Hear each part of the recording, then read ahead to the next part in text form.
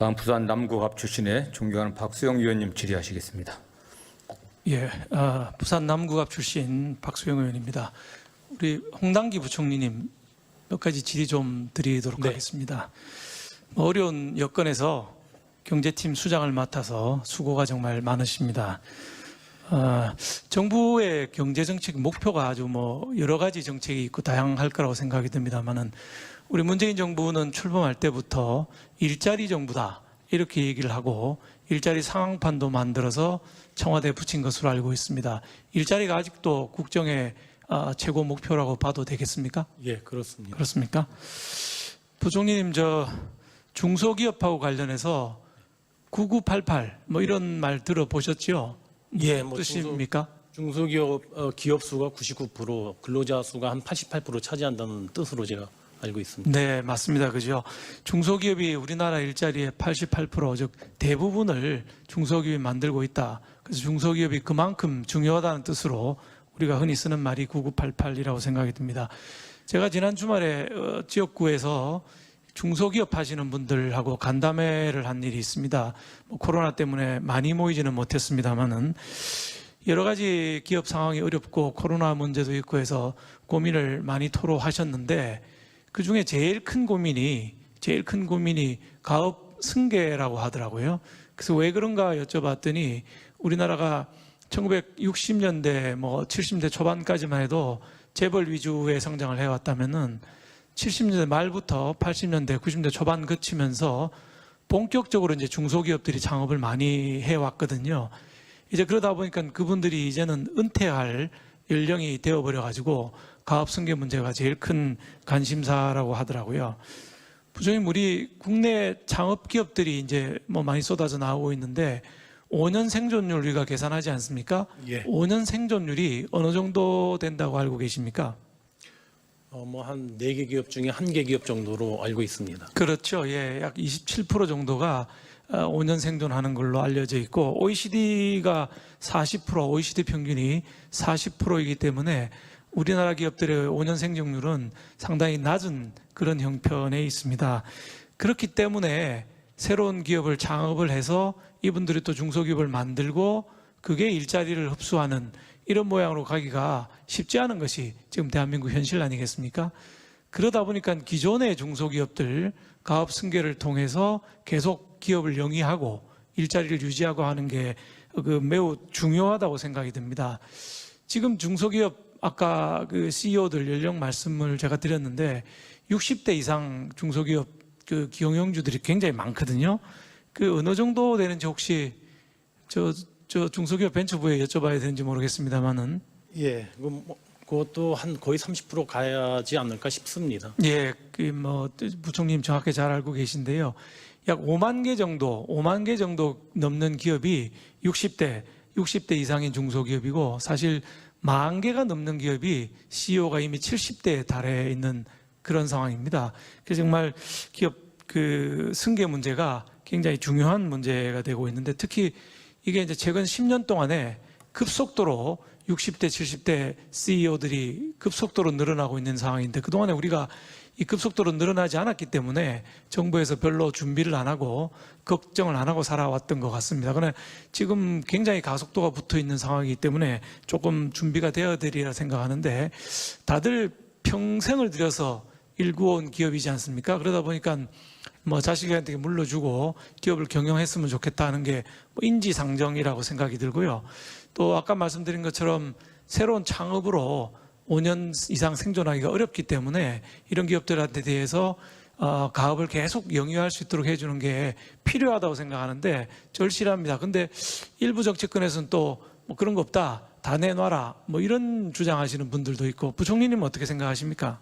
예, 의원님 지금 말씀하신 대로 좀 장수기업, 기업들 예전에 창업한 기업이 좀 대를 이어서 갈 수 있도록 하자는 지금 말씀하신 의견하고 또 일각에서는 또 사실 부의 대물림에 대해서도 또 지적하는 의견이 많습니다. 그래서 이 두 가지가 같이 잘 고려돼서 정책이 돼야 되지 않나 싶고요. 그런 의미에서 기재부는 지난 2013년부터 한 7, 8년 전부터 이 가업 상속과 관련되는 그 상속제도라든가 증여세 제도에 대해서는 그런 의견을 충분히 감안하면서 많이 제도 개선을 해왔다는 말씀을 드립니다. 예.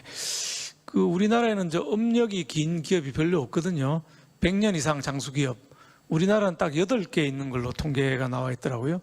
근데 일본은 3만 개, 독일은 1만 개 이렇게 이상 되고 있는 걸로 알려져 있습니다. 특히 독일에는 미텔슈탄트, 뭐 부총리님 잘 아시겠습니다. 출장도 갔다 오신 걸로 잘 알고 있습니다만 기술 기반 기업들 중에서 가족 기업들이 엄청나게 많거든요.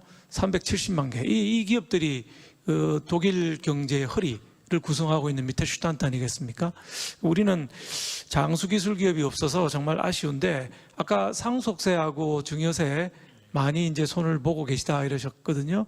그 상속세율이 지금 얼마입니까 우리가? 우리가 최고 세율이 50%입니다. 그렇죠. 상속세 최고세율 50%입니다. 근데 우리나라 상속세율이 다른 나라하고 비교하면 어떻습니까? 일본하고 저희가 좀 50% 넘어서 조금 높은 편이고요. 다른 나라들도 뭐 40%다 이상은 넘습니다. 예. 네. 일본이 뭐 우리보다 좀 높기는 한데 일본 뭐 그렇다 치고 나머지 나라들 뭐 예를 들면 뭐 미국이 한 40%, 독일이 30%, 그래서 오히려 북유럽 우리 진보 경제학자들이 많이 칭송하는 북유럽 같은 데가 오히려 상속세가 더 낮더라고요. 그죠? 10%에서 15% 정도밖에 안 되는 이런 상황인데 미국 같은 데는 또 상속세 이연 제도라는 게 있지 않습니까? 기업을 계속 영위하게 되면 상속세를 내지 않아도 되고 마침내 마지막에도 안 내는 이런 제도가 있는데 우리가 좀 아쉬운 것 같습니다. 지난주에 중소기업 중앙회에서 조사를 한 결과가 나와 있더라고요. 중소기업들이 가업 승계에 있어서 가장 큰 어려움이 뭐냐? 이래 물으니까 무려 77.5%가 조세 부담이다. 상속세 부담이다. 이렇게 얘기를 했습니다. 부총님 아까 상속세 많이 손보고 있다고 하셨는데 어떻게 손봤길래 아직까지 중소기업 경영주들이 상속세 문제가 제일 부담이다. 이렇게 얘기를 하고 있을까요? 일단 작년도에 저희가 세제 개편하면서 가장 역점을 뒀던 것 중에 하나가 이제 가업 상속 제도 개편이었고요. 그때 예를 들어서 가업 상속의 사후 관리 기간을 단축해 준다든가 업종 변경 범위를 대폭 확대해 준다든가 고용유지 의무를 완화해 준다든가 하는 여러 가지 제도 개선을 했고요. 아마 작년도에 이와 같은 와중에서 현재는 가업상속 공제 대상이 매출액 3천억 미만인데 한 5천억까지 올려달라는 지적도 어저께 그때 작년도에 의견도 있었습니다. 그러나 여러 가지 검토하면서 저희가 그거는 수용을 하지 않았습니다만은 그 이외에 여러 가지에 대해서는 저희가 가업상속 틀을 흐트러지지 않는 범위에 대해서는 최대한 현장 의견을 받아주려고 노력했다는 말씀을 드립니다. 예, 사실은 그 가업을 물려줄 때는 돌아가셔서 상속하는 것보다는 생전에 이렇게 가업을 승계를 해주고 약 5년에서 10년 정도 창업하신 분이 고문 역할을 해주는 게 제일 낫다. 이런 말씀들을 중소기업에서 많이 하고 계시거든요. 그러니까 완전히 은퇴하시고 돌아가시기 전에 고문으로 좀 자녀를 지도하는 게 기업도 안정적으로 유지가 될 수 있는 측면이 있는 것 같습니다. 증여하는 경우에 증여세 특례 한도가 100억 원에 불과하다고 합니다. 이걸 중소기업들은 500억으로 좀 늘려달라고 하는데 부총님 어떻게 생각하십니까? 과세 특례 한도. 예, 아까 제가 의원님께 말씀드린 것처럼 가업 승계하면서 증여세에 대해서 부담을 덜어주는 것도 중요하고요. 또 과세 형평상 여러 가지 균형을 맞추는 것도 또 저희 세정당국은 고려 안 할 수가 없었습니다. 사실 지금 가업 승계 증여세가 의원님 아시는 것처럼 일반 증여세에 비해서 굉장히 크게 특별한 대우를 받고 있는데요. 공제액이 일반이 5천만 원이면 가업 승계는 5억이고요.